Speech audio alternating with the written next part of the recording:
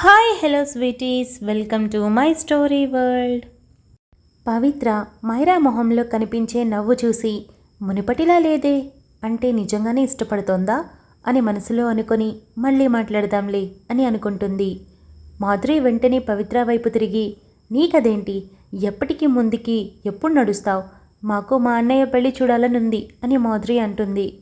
నేను ఆ రోజు చెప్పాను, ఈరోజు చెప్తున్నాను, నాకు మీ అన్నయ్య అంటే పిచ్చిష్టం, కానీ చెప్పను, ఎందుకంటే నా లిమిట్స్ నాకు తెలుసు, నేను వాటిని అసలు క్రాస్ చేయను అని పవిత్ర చెప్పింది. మైరా మాట్లాడబోయేంతలో నీలవేణి హాల్లోకి వచ్చి, డాన్, ఎలాగో మీ ముగ్గురు ఇంట్లోనే ఉన్నారు కదా, ఈరోజు మంచి భోజనం చేస్తున్నా, క్యారేజ్ పెట్టిస్తాను, నువ్వు సంజు కోసం, మాధురి, రిషి కోసం తీసుకొని వెళ్ళండి. అలానే మాధురితో పాటు పవిత్ర కూడా వెళ్తుంది, మనోజ్ ఉన్నాడు కదా, తన కోసం తీసుకువెళ్తుంది. సార్ ఈరోజు మీటింగ్ పని మీద ఏదో హోటల్కి వెళ్తున్నారంట, అక్కడే తినేస్తామని చెప్పారు అని నీలవేణి చెప్తుంది. వెంటనే మైరా సరే అని చెప్పింది. మధ్యాహ్నానికి నీలవేణి ఎక్కువ రకాల వంటలు, అది కూడా చాలా రుచిగా చేసి ముగ్గురికి క్యారేజ్ పెట్టి పంపిస్తుంది.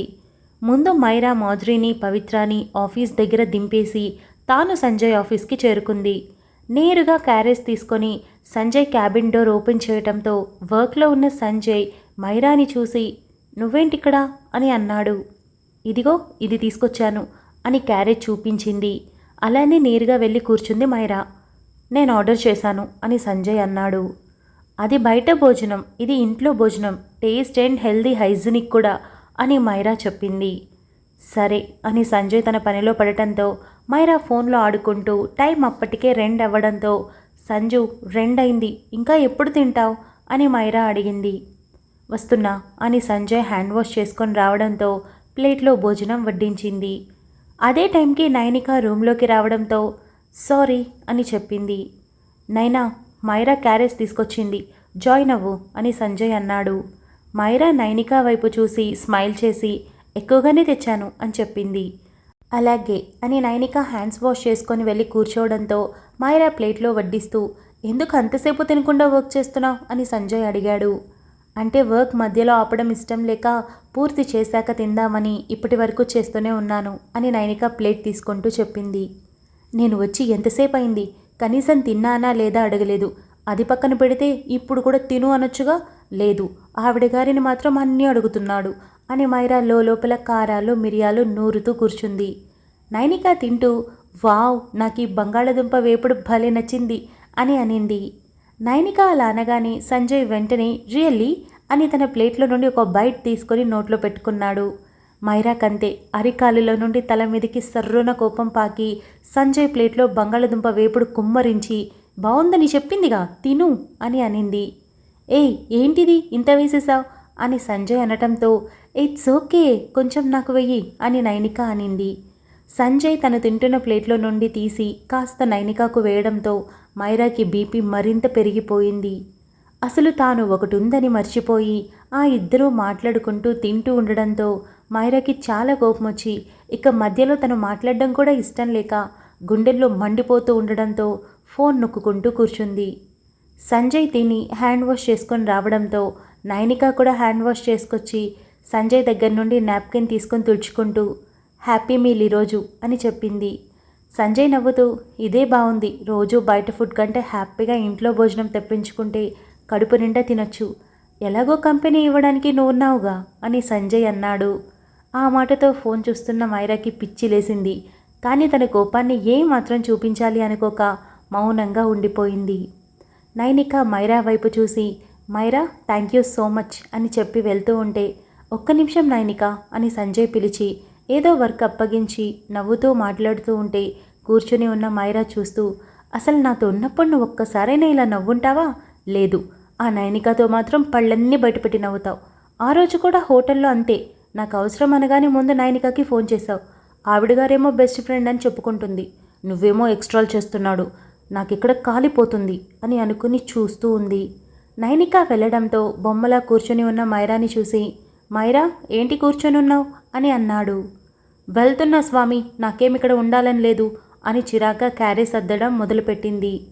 మైరా గొణుకుతూ, ఛ, ఎప్పుడు కూడా ఎవరిని ఇష్టపడకూడదు, ఇష్టపడితే ఇంతే ఇంతే పెయిన్ఫుల్గా ఉంటుంది, అదేదో ముందుగా ఏ ఫీలింగ్స్ లేకుండా ఏమనుకోకుండా ఉంటే బాగుండేది. అంతా నాదిలే తప్పు అని అనుకుంటూ ఉన్నా తెలియకుండానే ఇన్ని రోజులుగా గొడవలతో మొదలైన ఇష్టం ప్రేమగా మారిపోయి సంజయ్ని భర్తగా స్వీకరించడంతో ఇప్పుడు పరాయి అమ్మాయితో క్లోజ్గా ఉండడం చూసి తట్టుకోలేక తన కళ్ళల్లో నీళ్లు తిరిగాయి. చకచకా క్యారేజ్ సర్దుకొని మైరా ఒక్క మాట కూడా చెప్పకుండా అక్కడి నుండి విసురుగా వెళ్తుంటే సంజయ్ మైరా చేతిని పట్టుకొని ఆపాడు. మైరా వెనక్కి తిరిగి కూడా చూడకుండా, నాకు గుర్తుంది, వెళ్ళేటప్పుడు డోర్ వేసుకొని వెళ్ళాలి. ఇక్కడికి వచ్చిన ప్రతిసారి అదే కథ చెప్తున్నావు, నేను వేసుకొని వెళ్తాను అని బాధ ఎక్కువైపోతూ ఉంటే అది కోపంగా అరిచి మరీ చెప్పింది.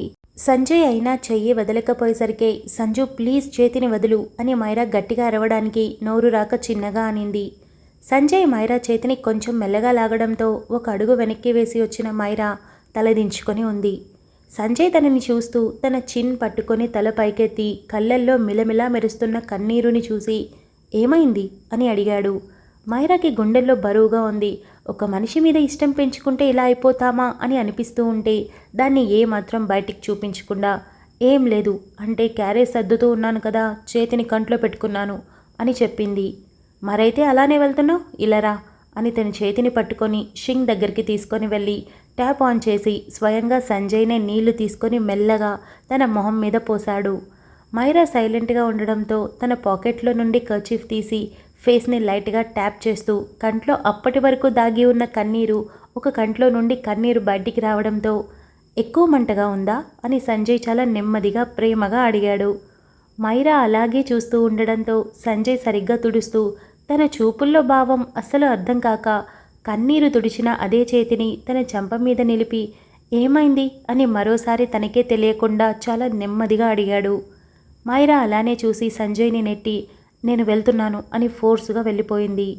మైరా బయటికి వెళ్ళగానే నైనిక ఎదురుగా వచ్చి మైరా అని పిలిచింది.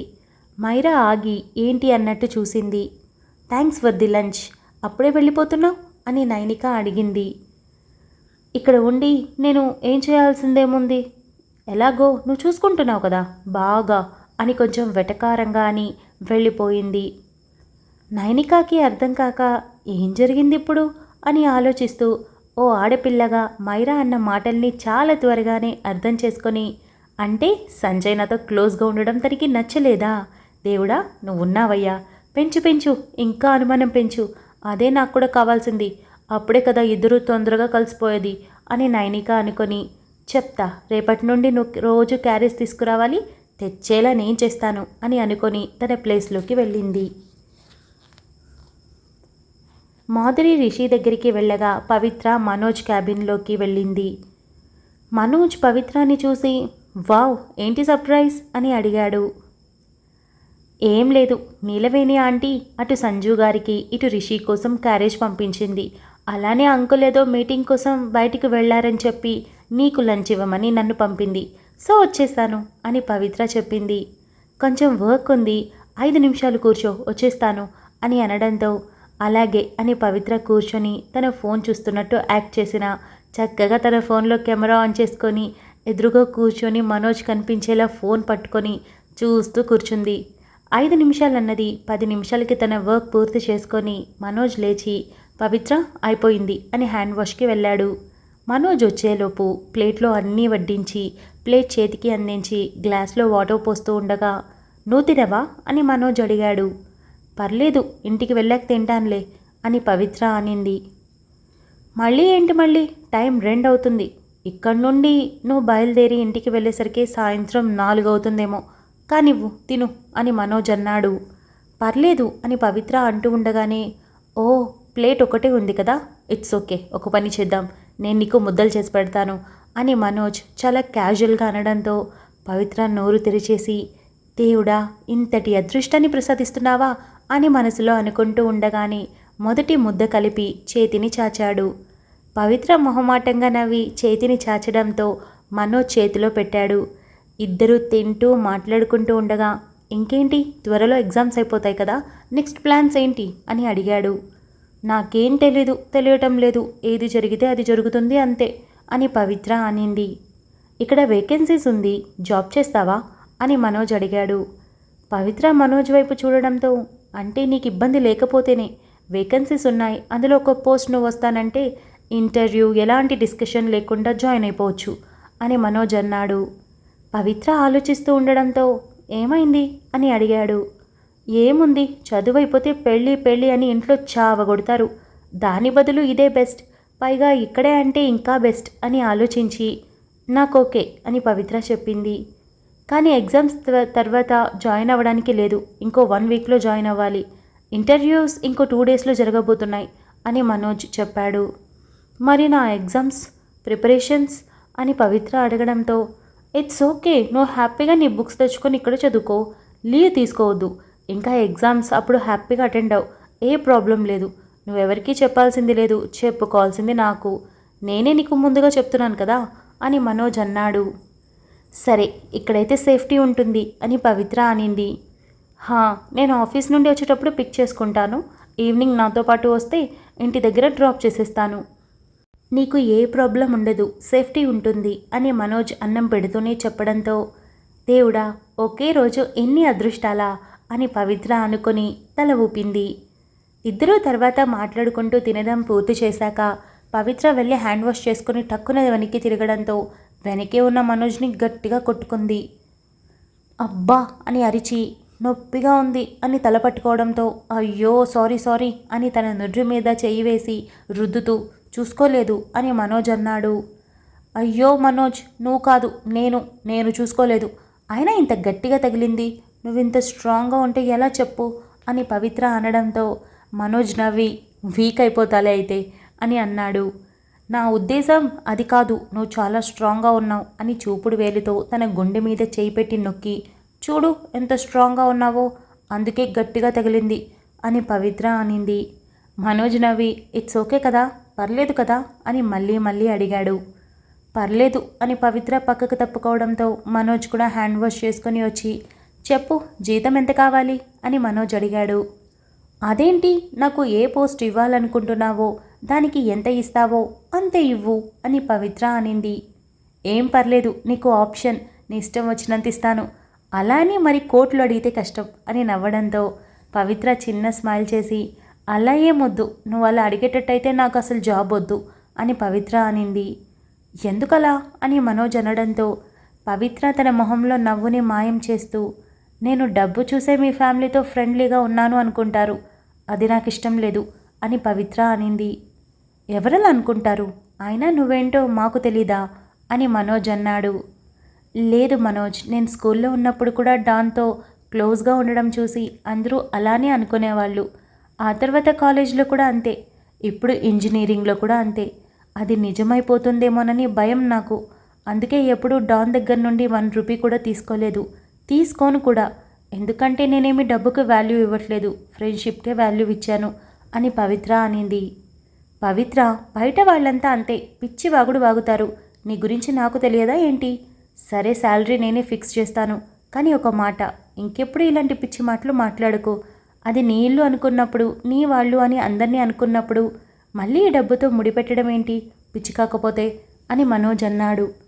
ఏమో నాకు అలాగే అనిపిస్తుంది, నాకు భయం అని అనడంతో మనోజ్ చాలా చొరవగా చిన్నప్పటి నుండి తెలియడంతో పవిత్ర బుగ్గ పట్టుకొని అలా అనిపించకూడదు ఓకే అని చెప్పడంతో పవిత్ర మళ్ళీ కూల్ అయిపోయి అసలు పూర్తిగా తన బాధల నుండి బయటకొచ్చి దగ్గరగా ఉన్న మనోజ్ని చూస్తూ తల ఊపింది.